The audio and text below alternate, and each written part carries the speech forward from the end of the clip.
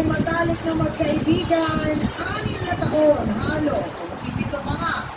Anong nangyari, Ate Juanita, at bakit umabot sa nagkasakitan kayo? Pero dati, pinagkakatiwalaan mo siya, alam niya ang sikreto mo. Alam mo, si Juby talaga, mula nagkakilala kami, tinuri ko rin talagang kapatid yan. Juby, ayaw ko na argabyado yan, ayaw ko talaga. At sinisiraan niya, sinasabihan ko, kung kayo mas nakakaintindi sa kanya, ay huwag niyo patulan. Oh. Eh paano bakit ngayon lumalabas, di umano ang sabi, ikaw ang naninira sa Hindi ako naninira, never ako naninira dyan. Kaya kami, never na never. Okay, sige.